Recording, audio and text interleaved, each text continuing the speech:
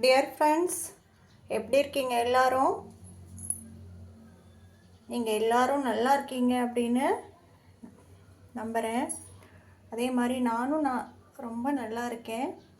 இன்றைக்கி காளான் வறுவல் குழந்தைகள் சாப்பிட்ற மாதிரியும் பெரியவர்கள் சாப்பிட்ற மாதிரியும் அதே மாதிரி டயபெட்டிஸ் 2 இருக்கிறவங்க சாப்பிட்ற மாதிரியும் ரொம்ப ஈஸி மெத்தடில் எப்படி சமைக்கலாம் அப்படிங்கிறத மட்டும் பார்க்க போகிறோம்.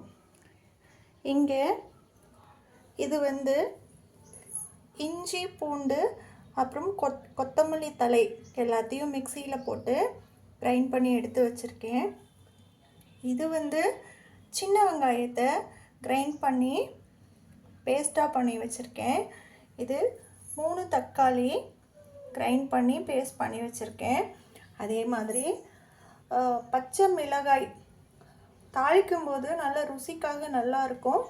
தேவைக்கேற்ற கருவேப்பிலை, அப்புறம் ஒரு 250லேருந்து 300 கிராம் அளவுக்கு காளான் அல்லது மஷ்ரூம் அப்படின்னும் சொல்லுவோம். இதை எப்படி இப்போ ஃப்ரை பண்ணலாம் அப்படிங்கிறத பார்ப்போம் வாங்க.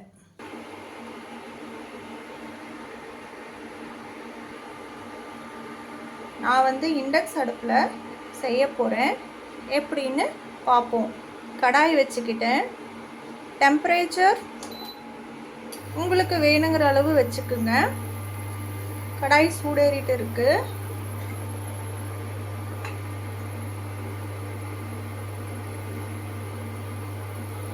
அதில் உங்களுக்கு என்ன விருப்பமாக இருக்கோ அதை நீங்கள் ஆட் பண்ணிக்கலாம். முடிஞ்ச அளவு ஒரு 2 டேபிள் ஸ்பூன் அளவு எண்ணெய் விட்டுருக்கேன்.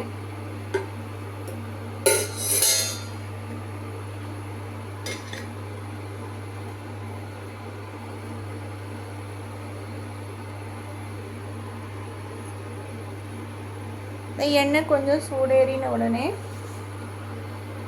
கடுகு,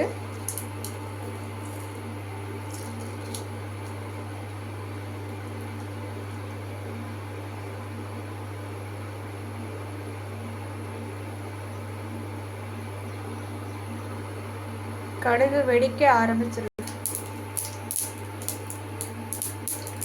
கடுகு வெடிச்சுக்கிட்டு இருக்குது.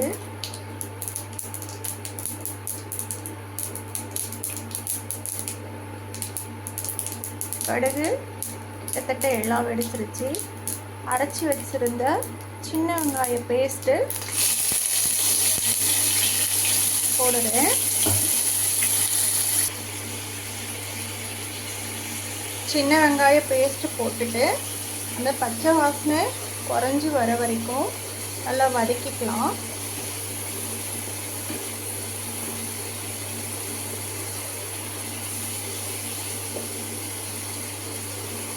இப்போது கொஞ்சமாக ப்ரௌன் கலர் ஆக ஆரம்பிச்சிடுச்சு.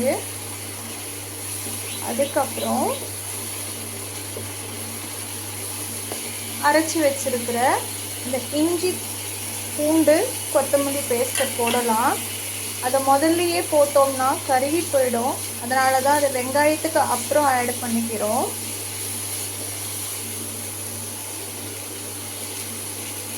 கொஞ்சம் வதக்கிக்கலாம்.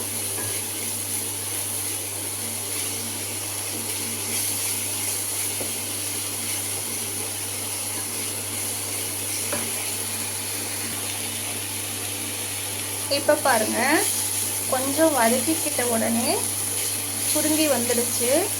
இப்போ நாம் அரைச்சி வச்சிருக்கிற தக்காளி பேஸ்ட்டை ஆட் பண்ணிக்கிறோம்.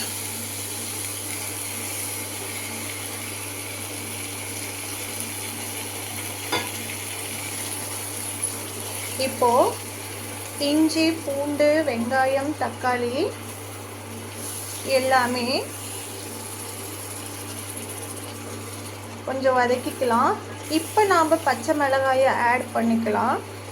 முதல்ல ஆட் பண்ணியிருந்தோம் அப்படின்னா காரம் ஃபுல்லாக எண்ணெயில் இறங்கியிருக்கும். இப்போ ஆட் பண்ணிட்டோம் அப்படின்னா வாசனையாகவும் இருக்கும். அந்த அளவுக்கு மிளகாயோட காரம் இந்த லிக்விடில் இறங்காது. மிளகாயை ஆட் பண்ணுறோம்.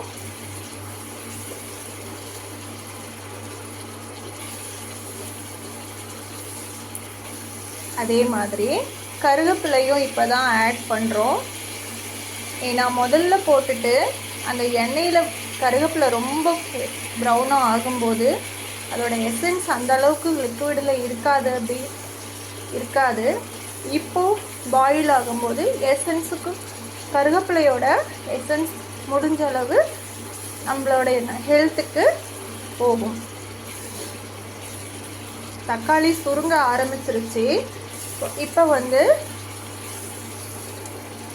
நம்ம பாரம்பரியத்தில் நாம் எல்லா சமையல்லையும் உபயோகிக்கக்கூடிய மஞ்சள் பொடி உங்களோட இஷ்டத்துக்கு போட்டுக்கலாம். நான் 1 டேபிள் ஸ்பூன் அளவு போட்டிருக்கேன். இந்த மஞ்சள் பொடி எல்லா விஷயத்துலேயும் நல்லது, உடம்புக்கு ஆன்டிபயாட்டிக்கை தரக்கூடியது. அதனால் நான் கொஞ்சம் அதிகமாக போட்டிருக்கேன். கலரும் ஓரளவுக்கு நல்லா வரும்.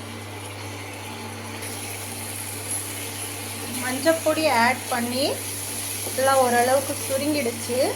இப்பொழுது நான் வீட்டில் செய்த சாம்பார் பொடியை எல்லா ருசிக்காகவும் சேர்த்துறேன். Homemade sambar powder 1 tablespoon. அதே மாதிரி உங்களுக்கு தேவைப்பட்ட அளவு காரம் அதுக்கு தகுந்தாற் போல் நீங்கள் சாம்பார் பொடியோ இல்லை கடையிலேருந்து வாங்கக்கூடிய சாம்பார் பொடியோ சேர்த்துக்குங்க. இப்போ சுருங்க ஆரம்பிச்சிடுச்சு பேஸ்ட்டு.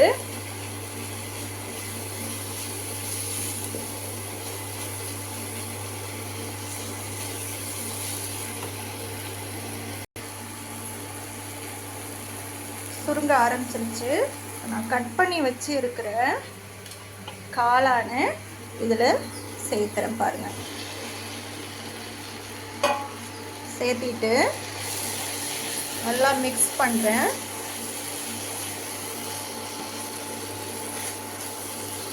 நல்லா மசாலாவும் அந்த காளானும் மிக்ஸ் ஆகிக்கிற மாதிரி எல்லாத்தையும் மிக்ஸ் பண்ணி விடுங்க.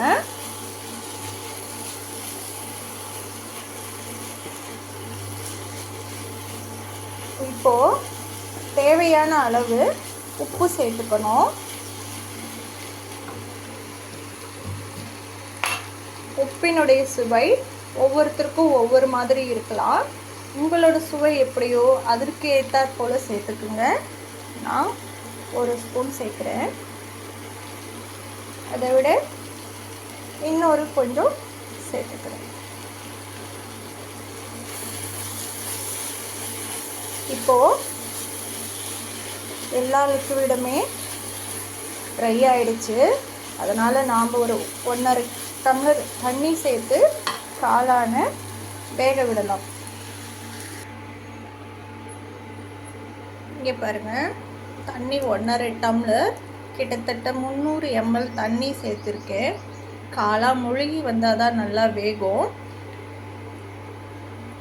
வேகிற வரைக்கும் இப்போ நான் இந்த மூடி போட்டு வைக்க போகிறேன். வெந்ததுக்கப்புறம் பார்க்கலாம்.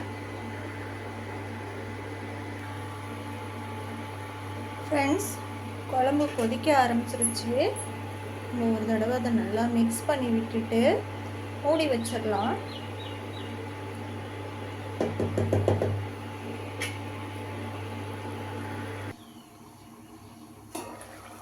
பத்து நிமிஷம் கொதிச்சிடுச்சு. கிரேவியெல்லாம் ஒன்று சேர ஆரம்பிச்சிடுச்சு. கிட்டத்தட்ட காளானும் வெந்துடுச்சு. இன்னும் ஒரு 2லேருந்து 3 நிமிஷம் நம்ம கொதிக்க வச்சு ஓப்பனாகவே கொதிக்க வைக்கலாம். கொதிக்க வச்சு ஆஃப் பண்ணிடலாம். காளான் குழம்பு ரெடி ஆகிடும். பாருங்க ஃப்ரெண்ட்ஸ், குறைஞ்சி வந்துடுச்சு. இனிமேல் நம்ம ஆஃப் பண்ணிடலாம். போதும். ஒரு 2 நிமிஷம் அப்படியே மூடி வச்சுட்டு அதுக்கப்புறம் சாப்பிடலாம். இதை நீங்கள் சப்பாத்திக்கு யூஸ் பண்ணிக்கலாம், சாதத்துக்கு யூஸ் பண்ணிக்கலாம், இட்லிக்கு யூஸ் பண்ணலாம். அதுக்கு மேலே உங்களுடைய விருப்பத்தை பொறுத்தது. உங்களுக்கு பிடிச்சிருந்தா இந்த சேனலை லைக் பண்ணுங்கள், சப்ஸ்கிரைப் பண்ணுங்கள். Thank you friends.